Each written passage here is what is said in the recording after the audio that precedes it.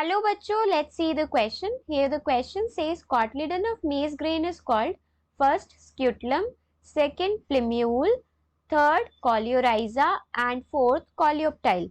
Question में हमसे पूछा गया है कि मेज ग्रेन का जो कॉटलिडन होता है उसको हम क्या बोलते हैं.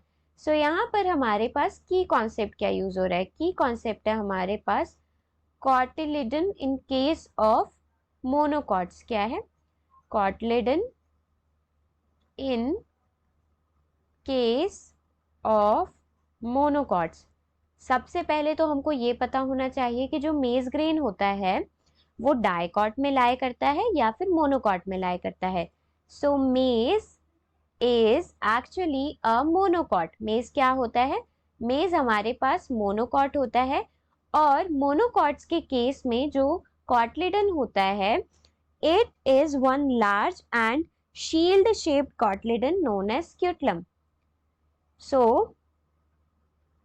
maize grain consists of a maize grain consists of one large and shield shaped cotyledon and shield shaped cotyledon known as scutellum. उस कॉटलिडन को हम क्या बोलते हैं? उसको हम बोलते हैं स्क्यूटलम. स्क्यूटलम. सो मेज ग्रेन के कॉटलिडन को हम स्क्यूटलम बोलते हैं.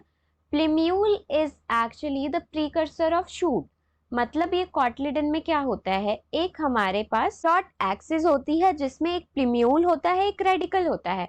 प्लिम्यूल शूट को राइज देता है और रेडिकल रूट को राइज देता है. और ये जो हमारे पास प्लिम्यूल और रेडिकल होते हैं ये शीट्स में एनक्लोज्ड होते हैं. प्लिम्यूल कॉलियोप्टाइल से एनक्लोज्ड होता है और रेडिकल जो होता है वो कॉलियोराइजा शीट से एनक्लोज्ड होता है.